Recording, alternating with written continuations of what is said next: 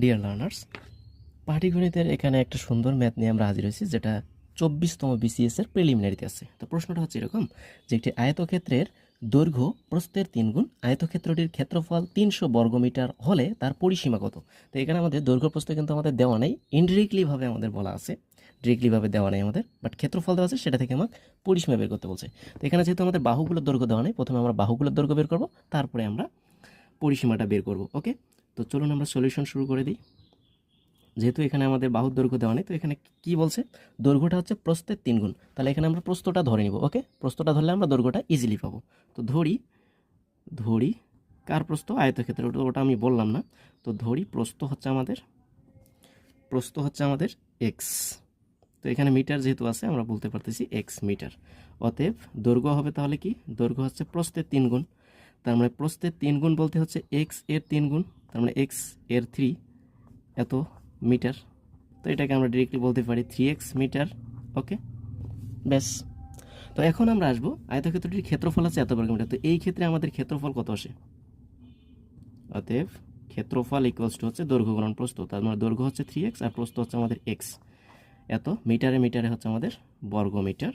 তাহলে এখানে কাজ করলে আমাদের 3x আর x গুণ করলে x স্কোয়ার, 3x বর্গ, 3x স্কোয়ার বর্গমিটার। ওকে, তো এখন আমরা আয়তক্ষেত্রটির ক্ষেত্রফল আবার এখানে 300 বর্গমিটার দেওয়া আছে, তাহলে প্রশ্ন মতে আমরা আসি।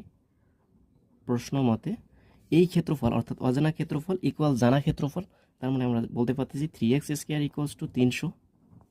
তো ইমপ্লাইজ দ্যাট আমরা এখান থেকে বলতে পারি এক্স স্কোয়ার ইকুয়াল 3টা পাশে যা ভাগ হয়ে যাবে, কাটাকাটি করলে আমাদের কত আসে? 100। তার মানে এক্স স্কোয়ারের মান আমাদের কত আসলো? 100। এখান থেকে আমরা বলতে পারি এক্সের মান তাহলে রুট আবার 100, রুট আবার 100, 100কে আমরা রুট করলে কত পাবো? অবভিয়াসলি আমরা 10 পাই।